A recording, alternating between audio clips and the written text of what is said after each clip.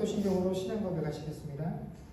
전능하사 천지를 만드신 하나님 아버지를 내가 믿사오며 그 외아들 우리 주 예수 그리스도를 믿사오니 이는 성령으로 인가하사 동정녀 마리아에게 나시고 본디오 빌라도에게 고난을 받으사 십자가에 못 박혀 죽으시고 장사한 지 사흘 만에 죽은 자 가운데서 다시 살아나시며 하늘에 오르사 전능하신 하나님 우편에 앉아 계시다가 저리로서 산 자와 죽은 자를 심판하러 오시리라. 성령을 믿사오며 거룩한 공예와 성도가 서로 교통하는 것과 죄를 사하여 주시는 것과 몸이 다시 사는 것과 영원히 사는 것을 믿사옵나이다. 아멘. 우리 다 같이 자리에 앉으시고 찬송가 539장 찬양하겠습니다.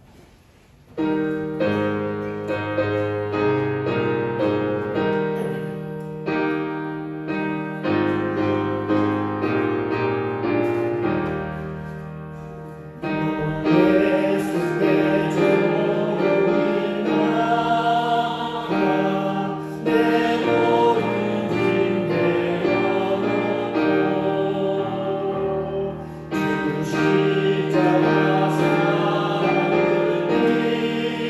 믿어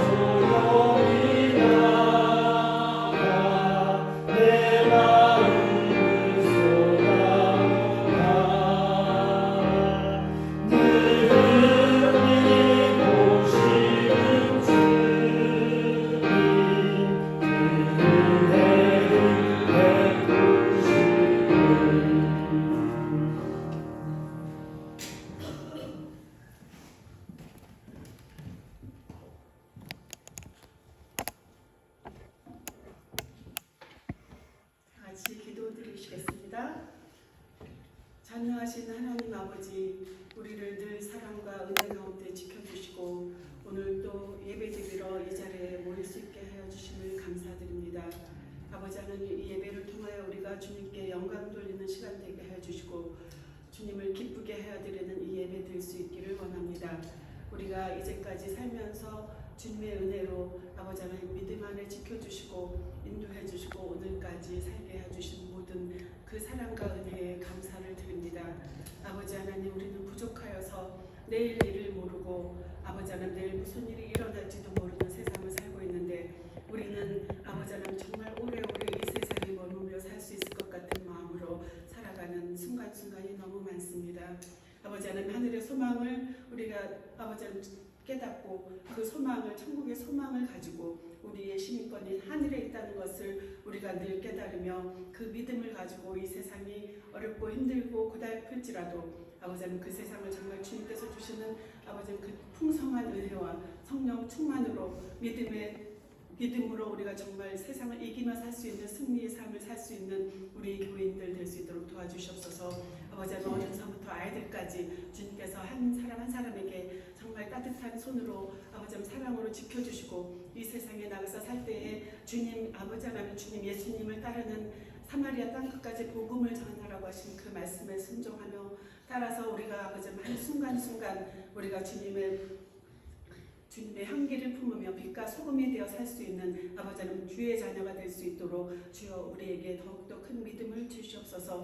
오늘 이 시간에 주님께서 주시는 말씀을 통하여 우리가 더 큰 은혜로 아버지 하나님 정말 가득 차서 세상 나가 살아갈 때 그 말씀대로 아버지 하나님 정말 우리가 충만한 삶을 살 수 있도록 도와주시옵소서. 아버지 하나님, 몸이 아픈 성도들에게 아버지 하나님께서 치유해 주시고 어린아이들에게 아버지 하나님 정말 아픈 손길에도 치유하여 주시고 주님의 손길이 모든 한 사람 한 사람에게 은혜와 사랑으로 가득 찰 수 있고 주님의 사랑이 아버지 하나님 느껴져서 우리가 정말 서로를 섬기며 겸손한 마음으로 또 세상을 살아갈 수 있도록 우리에게 오늘도 충만하게 아버지 하나님 해주시기를 간절히 원하며 감사드렸고 예수님 이름으로 기도드렸습니다.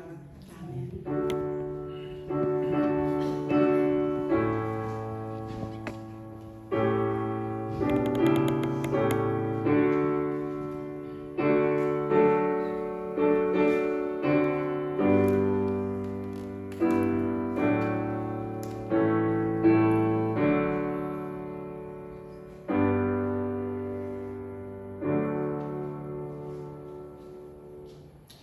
봉헌하겠습니다.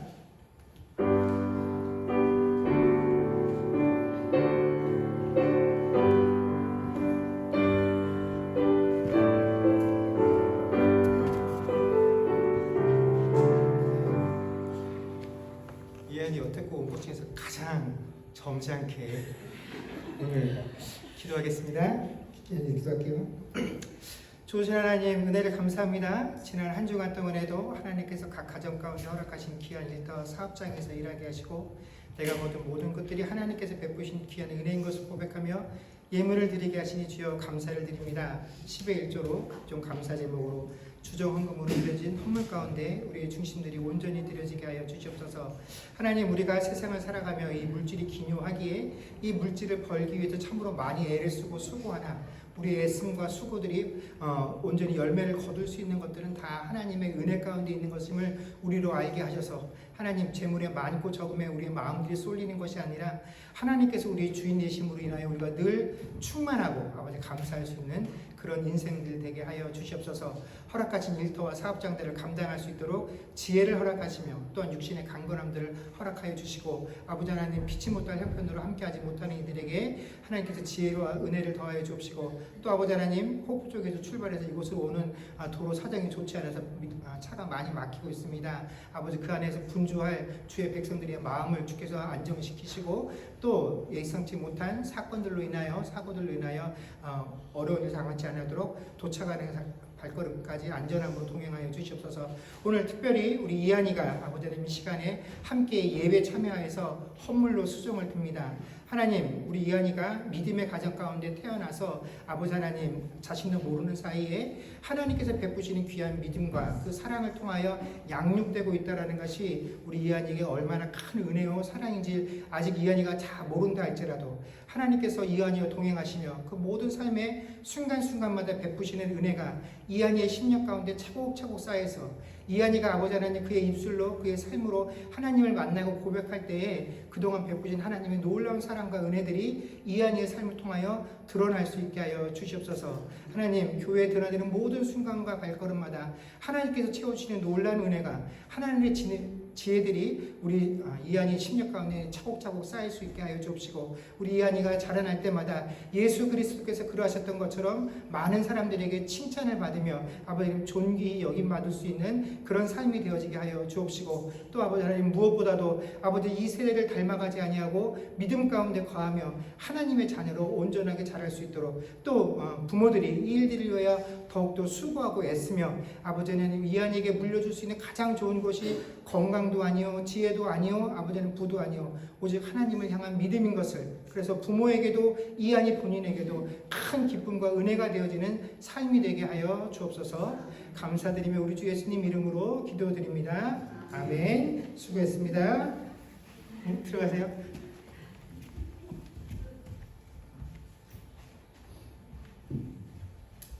네, 교회 소식 전하겠습니다.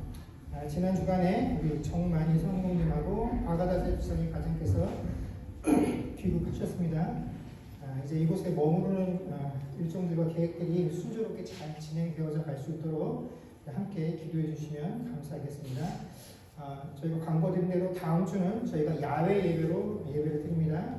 장소는 메이플베이에서 진행을 하고요. 늘 저희가 드렸던 그 장소입니다. 그리고 시간은 오전 11시에 예배를 시작하도록 하겠습니다. 그래서 늦지 않고 다들 참석하셔서 진행이 되어질 수 있도록 참여해 주시면 감사하겠습니다. 네, 하나님 말씀 보겠습니다. 하나님 말씀은 사무엘상 20장 13절에서 16절까지 말씀입니다.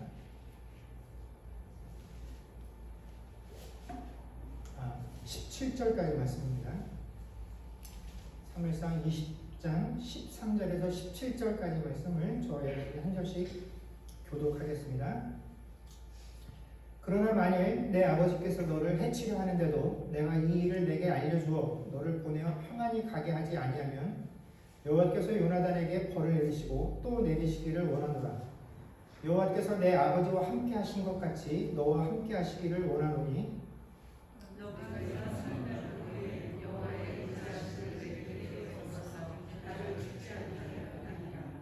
여호와께서 너 다윗의 대적들을 지면에서 다 끊어버리신 때에도 너는 내 인자함을 내 집에서 영원히 끊어버리지 말라 하고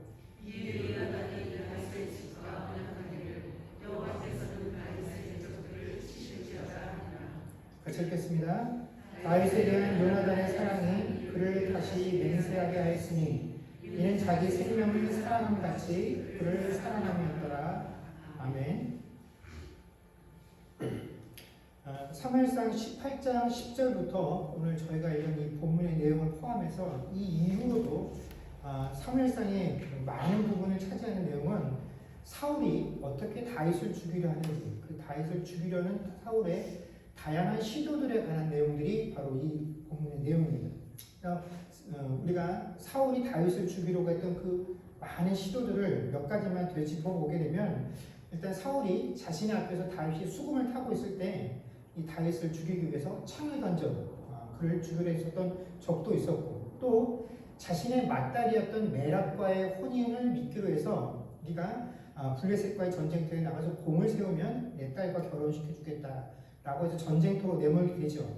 그랬던 이유는 그 전쟁터에 나갔다가 혹시라도 다윗이 죽게 되면 다행이겠다 싶어 그런 계략을 세우고 제안을 했던 것이죠. 그런데 다윗이 나가는 전쟁마다 죽지 아니하고 승리를 해서 돌아오게 되자 다윗이 분명히 딸과 결혼을 시켜주겠다라고 약속을 했음에도 불구하고 다윗이 전쟁에서 이기고 돌아올 때 그 딸을 어떻게 합니까? 다른 남자와 결혼시켜버리죠. 다윗을 자신의 사위로 맞이하여 드리기가 싫었던 것입니다. 그런데 이렇게 메랍과의 결혼이 끝이 난 이후에 또 다른 딸이었던 미갈이 자기가 다윗을 사모하니까 자기가 다윗과 결혼하겠다라고 제안을 하자 이번에는 어떻게 합니까?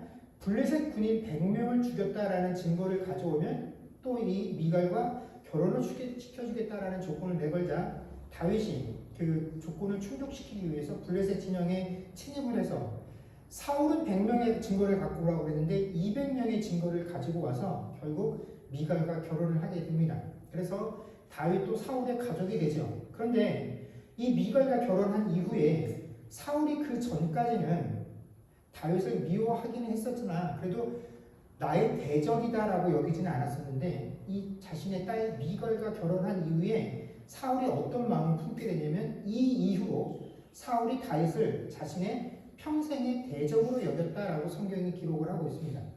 이만큼 이 사울은 다윗이 너무너무 믿고 싫었던 것이에요. 근데 이런 사람이 자신의 가족이 되었다라는 것을 알게 되자 그 상황이 현실화되게 되자 어떻게 하냐면 결국 공개적으로 자신의 아들 요나단과 신하들 앞에서 명령을 내립니다. 다윗을 죽여라라는 명령을 내리는 단계까지 이르게 됩니다. 이처럼 다윗을 죽이기 위해서 사울 왕이 수없는 시도들을 했음에도 불구하고 다윗이 번번이 그 사울의 계략에서 벗어나는 그 과정들을 겪게 되면서 사울은 다윗에 대한 두려움을 갖게 됩니다. 왜냐하면 사울이 이렇게 자신이 온갖 준비를 다 해서 다윗을 죽이려 했음에도 불구하고 다윗이 그 계략에서 살아남았다라는 것은 하나님의 뜻과 섭리가 무엇이다라는 것을 사울이 확인할 수 있었기 때문에 그렇다라는 것입니다. 이제 이 이스라엘의 왕으로서 하나님께서 함께 하시는 이가 내가 아니라 내가 죽이려고 애쓰지만 번번이 건짐을 받고 있는 다윗이라는 사실을 보여주는 확실한 증거가 되기 때문에 이 과정들을 겪으면 겪을수록 사울은 다윗을 두려워하게 됩니다. 그럼에도 불구하고 끊임없이 다윗을 죽이려고 하자 다윗이 결국에는 어떻게 하냐면 그 사무엘이 거하고 있었던 라마나옳이라고 하는 도시로 피난을 하게 됩니다. 이 라마나옳은 어떤 곳이었냐면 이 사무엘이 거처하면서 사무엘이 이제 자기 다음 때에 이스라엘의 선지자가 될 사람들을 훈련시키는 선지자의 처소가 있는 곳이 이 라마나옳이라는 도시였습니다. 그래서 이 라마나옳으로 피하면서 그래도 차마 하나님의 선지자인 사무엘의 그늘 밑으로 내가 피하면 사울 왕이 나를 더 이상 핍박하지 못할 것이다 라고 여기고 그곳으로 피난을 왔는데 그렇지 않았다라는 것이죠. 여러분 종교가 국교가 아닌 대부분의 국가에서도 사실 이 종교 기관에 대해서는 치외 법권 같이 역임을 받을 때가 많이 있다라는 것입니다. 그래서 공권력들이 함부로 이 종교 기관들에 들어가지 못할 때가 많이 있죠. 저희 나라 역사만 살펴봐도 그렇습니다. 우리가 독재 정권의 긴 압제를 겪으면서도 그 기간 동안에 시국 사범들이나 노동운동 하시던 분들이 부당하게 국가기관에 쫓겨서 명동성당으로 피신해서 그곳에 숨어서 있었던 그래서 그것들이 뉴스에 중계되는 것들을 여러 번 봤을 겁니다. 그런데 일단 명동성당 안으로 피신을 하게 되면 경찰들이 그 안에 함부로 들어오지 못해요. 그곳에 들어와서 자기들이 쫓고 있던 사람들을 잡아가려고 하면 그 성당의 관계자들이 나와서 그 경찰들을 제지합니다. 못 들어오게 막으면 경찰들도 강제로 그 안에 들어가서 자신들이 하고 싶은 일들을 하지 못합니다. 그만큼 그 성당의 관계자들이나 또 국민들의 인식들도 일단 종교기관인 그 명동성당 안으로 들어가게 되면 그 피신한 사람들, 야, 왜 그런 종교기관으로 피신했냐 하고 그곳에 피한 사람들을 비난하지도 않았고 또 종교 관계자들이나 그 성당에서 미사를 드리는 분들도 경찰들이 그곳에 들어와서 그 사람들이 잡아가도록 내버려 두지 않았다는 것이죠. 이것은 그곳에 들어온 사람들을 보호해야 된다는 그런 의식들이 모든 사람들에게 있었기 때문에 가능한 일이었다라는 것입니다. 그만큼 내가 종교를 믿지 않고 그 종교를 신뢰하지 않고 그 종교의 신을 두려워하지 않는다라고 할지라도 종교기관이라는 것에 대해서 그만큼 예의를 지키는 것이 오늘날에도 존재하는 법인데 사울은 다윗을 잡기 위해서 자신의 수하들을 보냅니다. 가서 사무엘의 눈치도 보지 않고 그것이 하나님의 선지자들을 기르는 곳이거든 되었든 아무런 거리낌 없이 내가 원하는 바를 이루기 위해서 군인들을 보내지. 그런데 그곳에 다윗을 잡기 위해서 왔던 군인들이 어떻게 되냐면 다윗을 잡기는커녕 그곳에 도착하면 어떤 일이 벌어지게 되냐면 그들이 예언을 하기 시작하는 것입니다.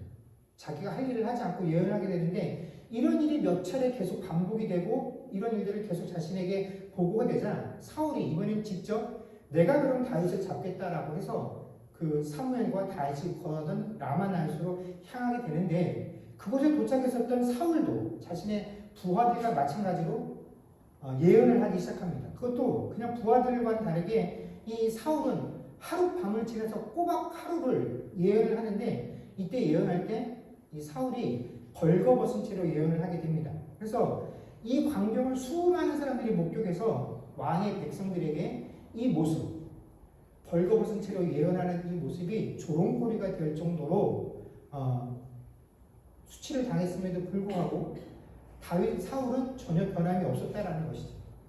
이런 상황을 겪게 되면서 어수선한 틈을 타서 다윗은 이 라마나이스에서 탈출하게 되고 사울 왕도 이런 일을 겪고 난 이후에 다시 사울 궁으로 돌아오게 됩니다. 자, 이 정도 일을 겪게 되게 되면 하나님께서 사울 왕에게 강권적으로 개입하셔서 다윗을 잡지 못하도록 하고 있다는 것을 주변의 모든 사람이 깨달을 수 있고 다윗을 잡으려다가 이런 수모와 수치를 사울이 경험했다라고 하면 이제는 뭔가 좀 심경의 변화가 있고 다윗을 잡으려는 시도들을 멈추어야 될 텐데 이 다윗을 잡아 죽이겠다고 하는 사울의 의지는 더욱더 강해지고 이 방법도 더욱더 집요해지는 것을 우리가 이미 잘 알고 있습니다. 그런데 우리가 이 다윗과 사울의 관계, 다윗을 잡으려고 애쓰는 이 사울의 모습을 보면서 우리가 한 가지 오해해서는 안 되는 것이 있습니다. 이런 모습이 결코 사울에게만 있는 것이 아니다라는 것입니다. 여러분 이렇게 사울에게 쫓겨다니며 어려움을 겪었던 다윗이 그도 왕이 된 이후에는 사울 왕과 똑같은 죄를 저지르는 것을 우리가 알고 있습니다. 다윗이 밧세바와 간음한 이후에 내가 밧세바와 간음했다라는 이 사실을 숨기기 위해서 어떻게 합니까? 전쟁터에 나가 있는 우리아를 집으로 불러들여서 집에 가서 며칠 머물다 가라고 이야기를 합니다. 그런데 우리아가 내 동료들이 전쟁터에서 힘들게 지내고 있는데 어떻게 나만 집에서 편안하게 지낼 수 있느냐며 집에 들어가기를 거절하죠. 그래서 우리아와 밧세바가 지내는 이 시간들을 통해서 자신의 범죄를 은닉하려고 했던 다윗의 의도가 수포로 돌아가게 되죠. 어떡합니까? 아예 우리아를 죽여서 죽이는 것으로 이 사건을 해결하려고 합니다. 그래서 우리아에게 전령을 보내는데 그 편지 내용이 이 편지를 가지고 가는 우리아를 가장 전쟁이 치열한 곳에 보내서 죽게 하라라는 내용이었습니다. 그래서 우리아는 자신이 죽을 수도 있는 그 명령서를 가지고 군대장관에게 나갔고 그 명령서대로 전쟁터에 나갔다가 결국 죽임을 받게 되죠. 여러분 사울뿐만이 아니라 하나님 마음에 합한 자라고 우리가 지금 몇 주째 하나님의 마음에 합한 자 하나님이 우리를 보시는 것은 우리의 외모, 겉으로 드러나 보이는 우리의 능력이 아니라 하나님을 향한 우리의 중심이다라는 것들을 계속 살피고 있는데 그 하나님의 마음에 합한 자라고 판단하고 불렸던 이 다윗도 사울이 저질렀던 그 죄와 근본적으로 다른 모습이 없다라는 것입니다. 그런데 다윗이 이런 죄를 저지르는 것이 과연 하나님 마음에 합한 것이겠습니까? 그런 것은 아니다라는 것이죠. 그럼에도 불구하고 다윗에게 이렇게 치명적인 범죄의 경력이 있음에도 불구하고 성경이 하나님이 그를 일컬어서 하나님의 마음에 합한 자라고 표현하는 것은 우리가 하나님의 마음에 합하다라는 이 표현이 신앙적으로 혹은 도덕적으로 이제 완전한 경지에 올라섰다라는 것을 의미하는 것은 결코 아니다라는 것입니다. 하나님의 마음에 합한 자라고 우리가 불리는 사람도 얼마든지 파렴치한 범죄를 태연하게 저지를 수 있다라는 것이에요. 다윗을 죽이려고 했던 사울도 그러나 사울은 결코 자기의 뜻을 이루지 못했습니다. 그런데 다윗은 단 한 번에 우리아를 죽이겠다라고 마음을 먹어서 그 일을 이루어내죠. 근데 이 다윗도 이 사울도 다 하나님께 택함을 받은 자였다라는 것을 우리가 결코 잊어서는 안 된다라는 것입니다. 하나님께 택함을 받아서 하나님의 자녀된 우리도 언제라도 어느 때라도 사울과 다윗과 똑같은 죄를 저지를 수 있는 그런 존재다라는 것을 잊어서는 안 됩니다. 그러니까 우리가 오늘 이 본문의 내용들을 대하면서 너무나 단순하게 다윗은 좋은 편, 그래서 반대로 다윗을 행하려는 그 사울은 악당이고 다윗을 도와주려는 요나단은 좋은 편이다 이런 식으로 해석을 하면서 오늘 본문을 대해서는 안 됩니다. 왜냐하면 우리가 그런 식으로 해석을 하게 되면 우리는 우리 자신을 다 어디에 놓게 됩니까? 다윗에 나를 대입하게 됩니다. 좋은 편에 나를 놓게 되고 내 마음에 거슬리는 사람, 나와 뜻이 맞지 않는 사람, 나를 불편하게 하는 사람, 그 사람 위치에 누구를 놓게 됩니까? 사울을 갖다 놓게 되는 거예요. 그래서 나는 좋은 사람, 상대방은 나쁜 사람. 그래서 우리가 이런 식으로 편을 나눠서 성경을 읽게 되면 지금만 아닐 뿐이지 우리 역시 언젠가는 어느 때라도 이 사울과 다윗과 같은 죄를 저지를 수 있다는 것입니다. 우리가 그 상황을 염두에 두고 오늘 본문의 내용들을 이해해야 합니다. 오늘 본문의 배경은 그렇게 다윗이 계속해서 사울에게 목숨의 위협을 받고 있는 상황이 연속되어진 과정 중에 한 대목입니다. 이스라엘은요, 매달 초하루가 되면 이 하루를 절기로 지켰습니다. 왜냐하면 지나간 한 달 동안 내가 지은 죄를 하나님께 특별히 용서함 받기 위한 그런 절기로 매달 초하루를 절기로 지키는데 이때는 온 가족이 함께 모여서 식사를 하는 풍습이 있었습니다. 그래서 다윗이 요나단을 찾아가서 이제 며칠 후면 초하루가 되면 당신의 아버지 사울이 당연히 나도 그 초하루 식사 자리에 올 것이다라고 예상을 하고 아마 나를 죽일 준비를 하고 있을 것입니다. 하고 다윗이 요나단에게 하소연을 하자 요나단이 다윗에게 뭐라고 하냐면 그럴 리가 없다.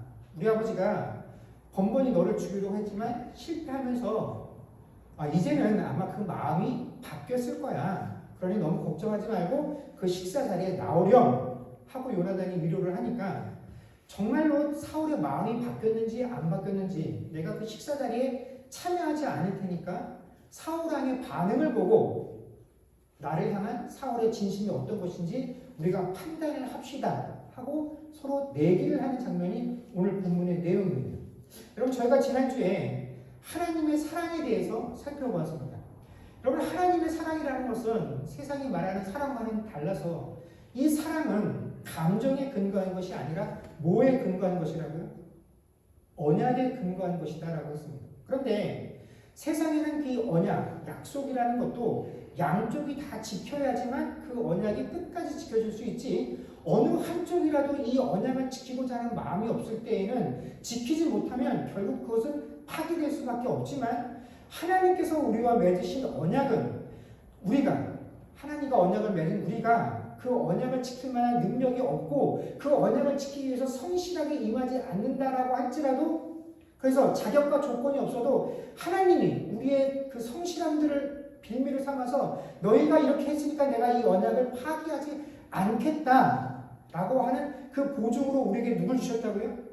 예수 그리스도를 십자가에서 피 흘리게 하신 그 사건을 통하여 우리에게 증인을 삼아 주셨다라고. 그래서 우리의 의지와는 상관없이 이 하나님의 사랑의 언약은 결코 파기되지 않는다라는 것.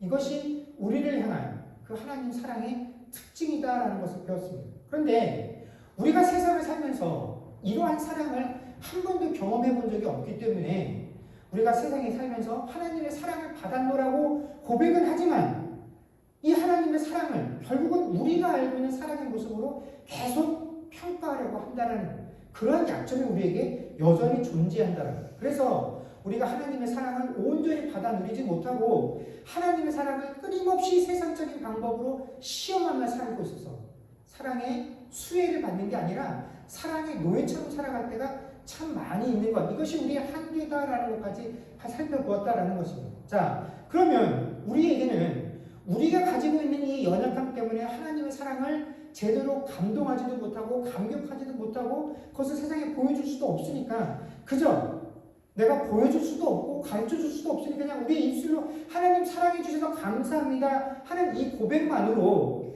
이 사랑을 받은 의무를 다했냐 책임을 다했냐라고 말할 수 있냐면 또 그럴 수는 없다라는 것입니다.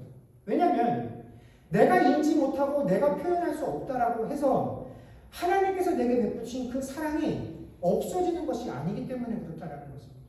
그 사랑은 이미 내 안에 존재하고 있기 때문에 그렇다라는 것이죠. 그래서 그 사랑을 받은 자로서 이 땅을 살아가면서 내가 세상에 보여줘야 할 사랑을 받은 자로서의 책임이 우리에게 마땅히 있다라는 것입니다.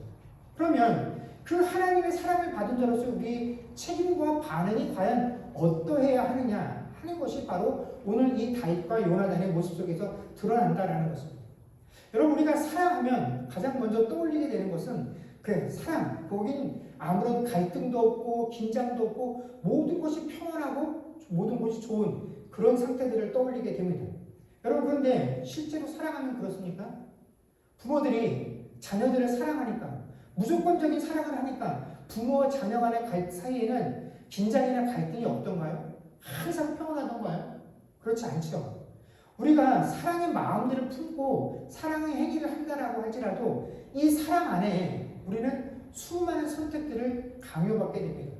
그리고 우리가 어떤 선택을 하게 되면 그 선택에 따라서 우리는 갈등을 경험하게 되죠. 나는 내 자신을 위해서 가장 좋은 방법이다라고, 가장 사랑하는 것이다라고 선택한 그 선택이 오히려 자녀와 나 사이에 갈등을 유발하게 만든다라는 것입니다.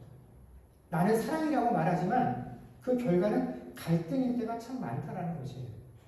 그래서 우리는 사랑하면 모든 것이 평온하고 좋을 것이다라고 함부로 판단해서는 안 됩니다. 여러분, 요나단은 오늘 본문에 보면 다윗을 자신의 목숨처럼 사랑했다라고 성경이 기록을 하고 있습니다. 그런데 문제가 있었습니다. 그건 뭐냐면 내가 목숨처럼 사랑하는 이 다윗을 내 아버지 사울은 어떻게 해요? 죽일 만큼 미워하고 있다는 것입니다.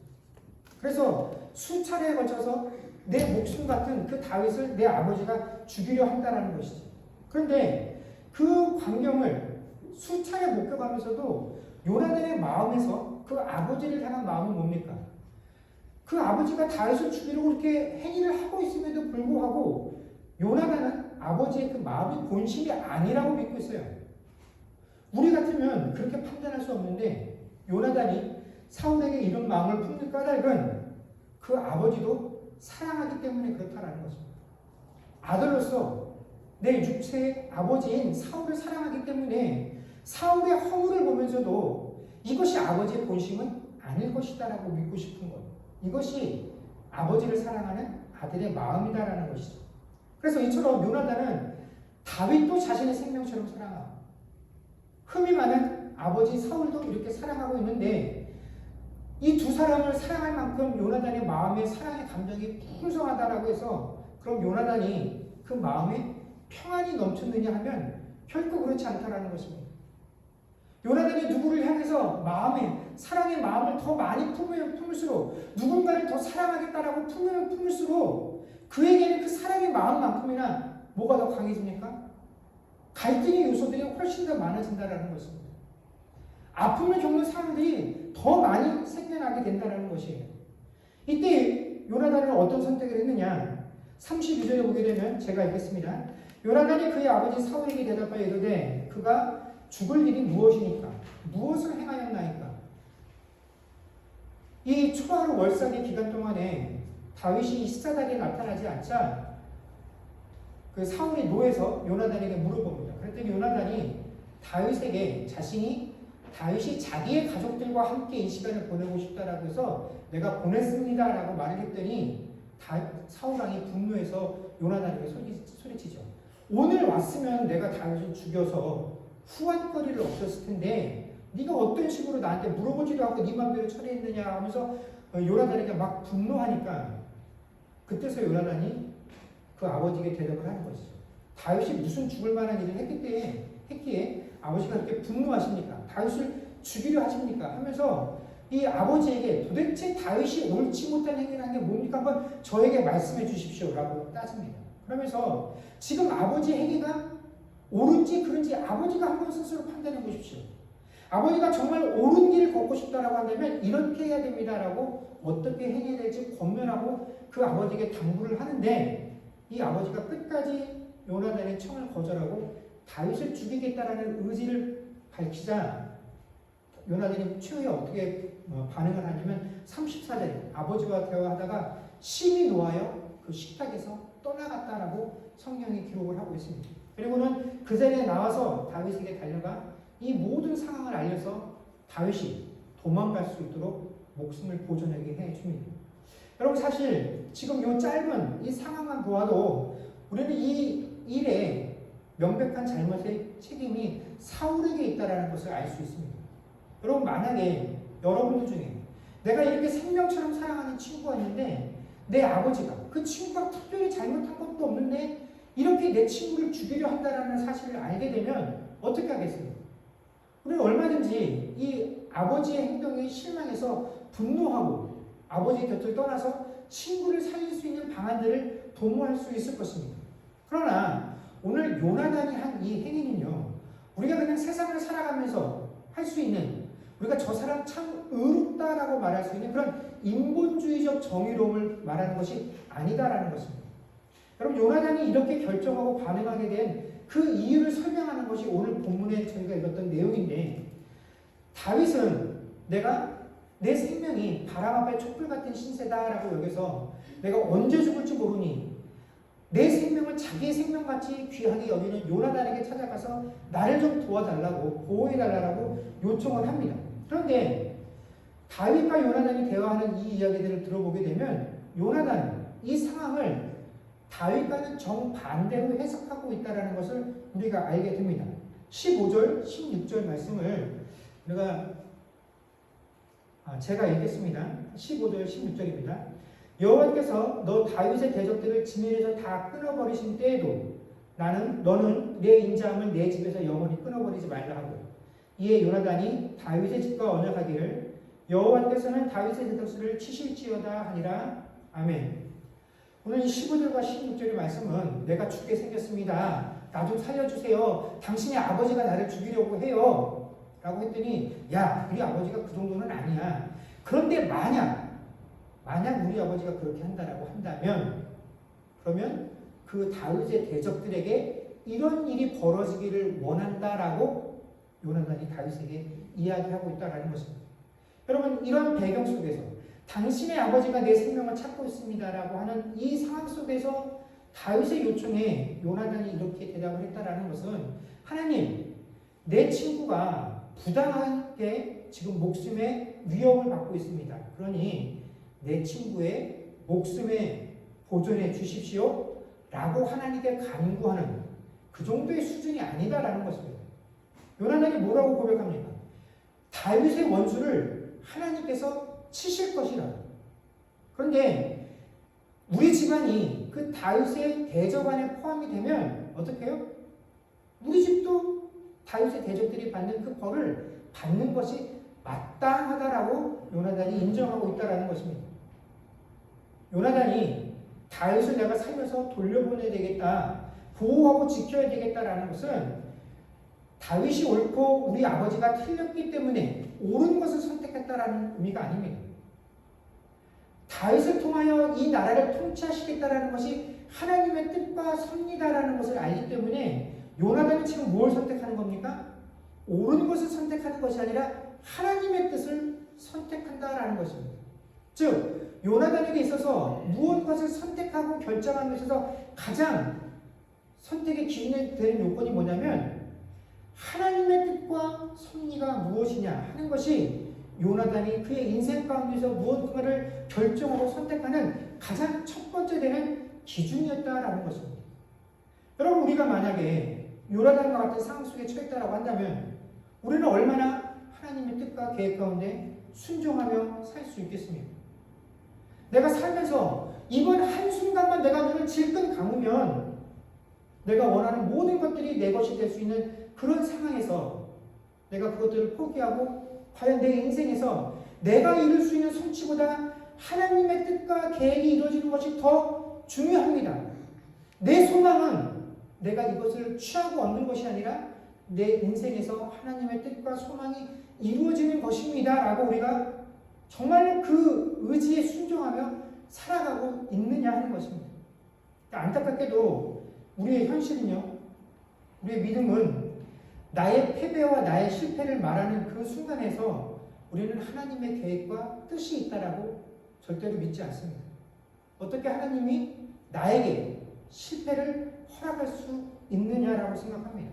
그래서 하나님께서 우리 인생 가운데 실패 허락하신다고 한다면, 패배를 허락하신다고 한다면 우리는 그런 하나님의 뜻과 섭리 가운데 순종하지 않습니다. 이게 누구의 반응입니까? 사울의 반응입니다. 하나님께서 이미 사무엘을 통하여 너가 아닌 네 이웃을 통하여 내가 다음에 이 이스라엘을 통치해 나가겠다는 하나님의 뜻을 분명히 밝혔음에도 불구하고 사울은 여기에 순종하지 않습니다. 거절합니다. 그게 다윗입니까? 그렇다면 내가 다윗을 죽여서라도 나는 내가 얻고 싶은 것, 내가 하고 싶은 것을 내 인생에서 누리며 살겠습니다 하는 것인데, 여러분, 사울은 우리가 비난하고 손가락질하겠죠. 나는 사울 같은 사람은 아닙니다라고 말하고 싶겠죠. 그러나 하나님의 뜻과 계획에 순종하지 못한다라고 한다면 그 사람은 바로 사울인 것입니다. 이것이 하나님의 택함을 받았고 하나님의 사랑을 받았다라고 하는 자들의 모습이다라는 것입니다. 그러나 요나단은 그렇지 않았다라는 것이죠. 그렇기 때문에 우리가 오늘 이 요나단의 모습을 통해서 우리가 분명히 알아야 될 것은, 하나님의 사랑을 받은 자는 과연 이 땅에서 어떠한 책임을 져야 되느냐? 그것은 진리를 따라가는 살아가는 모습을 보여주어야 한다는 것입니다. 그래서 오늘 본문에 등장하는 사울과 요나단을 향한 하나님의 진리는 무엇입니까? 다윗을 대적하는 모든 자들이 이 땅의 지면에서 끊어질 것이다라는 것. 이것이 하나님의 진리이다라는 것입니다. 하나님께서 다윗의 대적들을 이 땅에서 끊어버리겠다라고 하셨는데, 여러분, 사실 요나단에게는 아무런 잘못이 없습니다. 오히려 요나단은 어떻게 해요? 다윗을 도우려고 하죠. 다윗을 통하여 하나님의 뜻이 이루어질 수 있도록 애를 쓰고 노력을 합니다. 그럼에도 불구하고 자신의 아버지의 그 범죄 때문에 자신의 집안이 하나님의 그 분노로부터, 하나님의 심판으로부터 벗어날 수 없다라는 거예요. 그런데 하나님, 내가 이렇게 하고 있으니 나를 봐서라도 용서해 주십시오라고 한 것이 아니라, 다윗의 대적이라면 하나님의 진노가 그대로 이루어지기를 원한다라고. 그것이 나에게 쏟아지는 하나님의 진노라고 할지라도 그것이 당연한 것이다라고, 마땅하다라고 이 요나단이 인정하고 있다라는 것입니다. 그런데 그러는 순간에도 요나단이 다윗에게 무엇을 요구하냐면, 그 순간에도 네가 우리 집안에 대한 인자를 버리지 않기를 원한다라고 요나단이 요청하고 있다라는 것입니다. 이건 무슨 말이냐면, 하나님께서 다윗을 통하여 이루시려고 하는 그 통치의 근본은 멸망이 아니라는 거죠. 심판이 아니라 뭡니까? 구원이기 때문에 그렇다라는 것입니다. 다윗이 왕이 되려는 것을 막으려는 그 대적들에게는 분명한 하나님의 심판과 진노가 있겠으나, 다윗이 왕이 되어서 다스릴 그 나라는 심판의 나라가 아니라 구원의 나라라는 것입니다. 그렇기 때문에 네가 결국 하나님의 뜻대로 왕이 되었을 때에는 우리 집안에라도 너의 인자함을 보여달라라고, 그래서 그 내용을 넣고 나와 언약을 맺자라고 요나단이 요청한 것입니다. 그래서 요나단은 자신뿐만 아니라 내 가족뿐만 아니라 이스라엘의 구원 자체가 다윗에게 달린 것으로 이미 판단을 하고 있었죠. 사무엘상 19장 5절에 보면 다윗에게 화내는 자신의 아버지를 보면서 요나단이 이렇게 변명을 합니다. 그가 자기 생명을 아끼지 아니하고 블레셋 사람을 죽였고 여호와께서는 온 이스라엘을 위하여 큰 구원을 이루셨으므로 왕이 이를 보고 기뻐하셨거늘 어찌 까닭없이 다윗을 죽여 무지한 피를 흘려 범죄하려 하시나이까. 요나단은 다윗이 골리앗을 죽여서 이스라엘을 구원하는 그 광경을 보면서 이 사건의 본질을 제대로 파악하고 있었다는 것입니다. 단순히 이스라엘을 위협하는 블레셋의 장수 골리앗을 죽인 것이 아니라 다윗을 통하여 하나님께서 이루시려고 하는 것은 이스라엘의 구원이다라는 것이죠. 하나님께서 다윗을 통하여 이루시려는 것이 지금 이 순간뿐만이 아니라 앞으로 세워질 하나님의 나라, 장차 예수 그리스도께서 세우실 이 나라가 어떠한 나라일 것인지를 이 다윗이 왕으로 등극하는 과정을 통하여 우리에게 예표로 보여주는 것인데, 그렇기 때문에 비록 내 집안이, 이 사울의 집안이 다윗의 대적이 된다라고 할지라도 여전히 그 집안의 살 길은 누구에게 있다고요? 다윗에게 있다라는 것입니다. 그래서 오늘 이 요나단이 다윗에게 요청하는 이 언약의 내용이 바로 우리에게 그 사실들을 보여주고 있다라는 것입니다. 여러분, 우리가 세상을 살아가면서 하나님의 사랑들을 끊임없이 강구하는데, 여러분, 이 땅을 향한 하나님의 사랑이라는 것이 무엇입니까?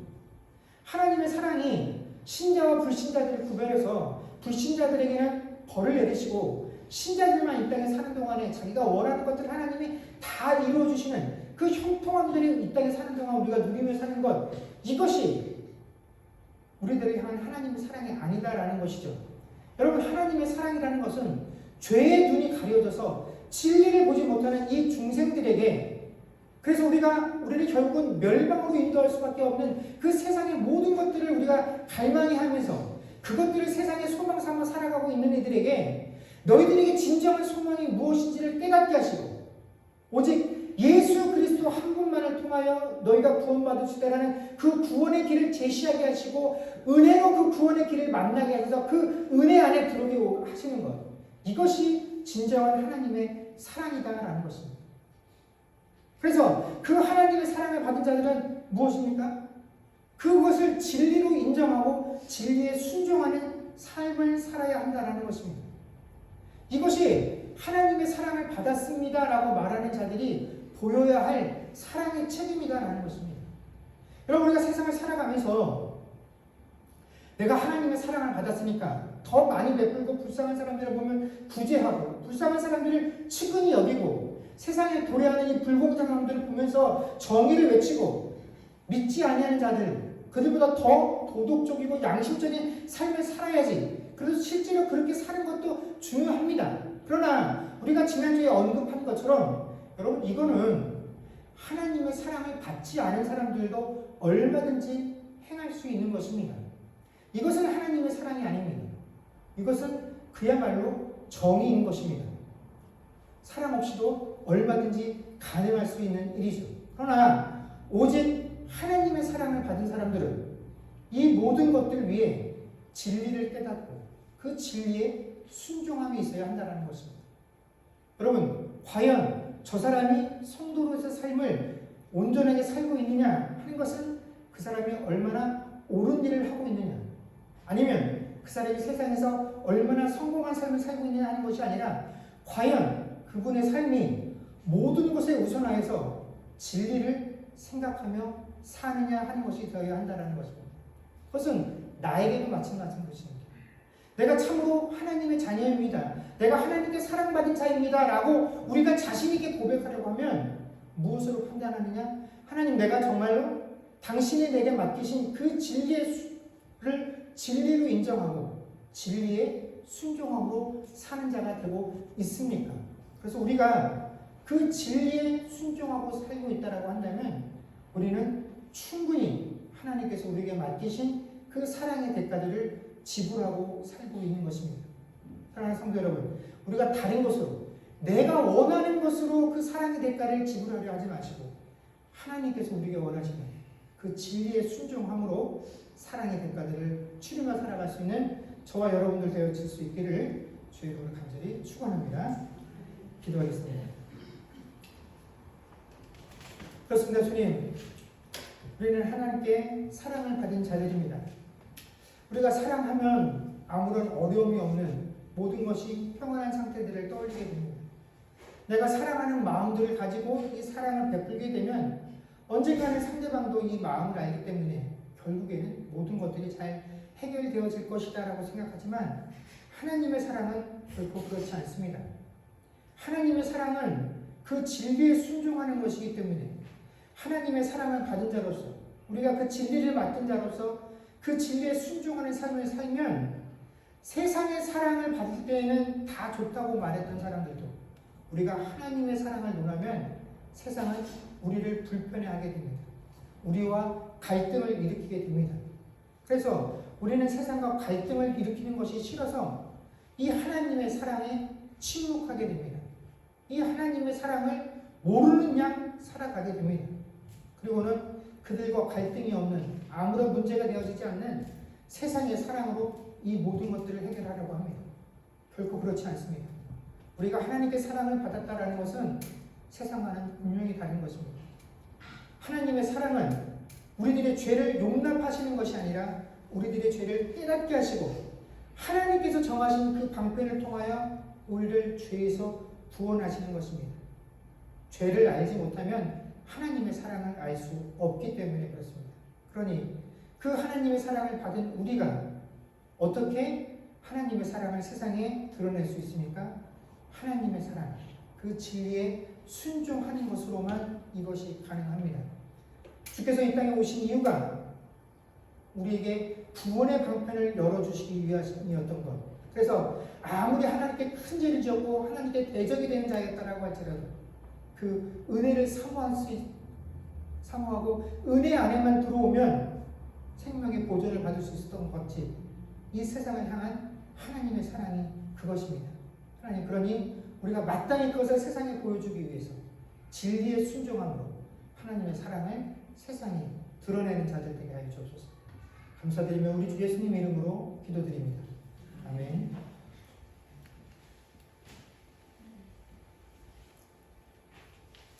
하나님은 너를 지키시는 자 찬양하겠습니다.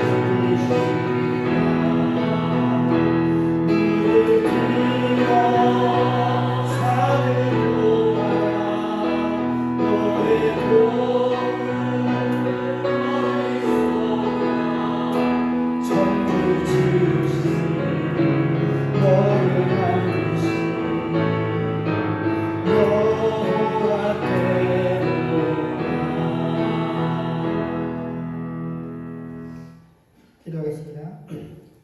지금은 우리 주 예수 그리스도의 은혜와 하나님 아버지의 크신 사랑과 성령님의 교통하심과 충만케 하는 역사가 이제는 세상이 원하는 사랑의 책임이 아닌 하나님의 사랑의 책임인 진리에 순종하는 모습으로 이 땅에 하나님의 사랑을 드러내기를 고백하는 주의 백성들과 그들의 가정과 사업과 자녀들과 그 미래와 이 교회 위에 이제로부터 영원토록 함께 있을지어다. 아멘.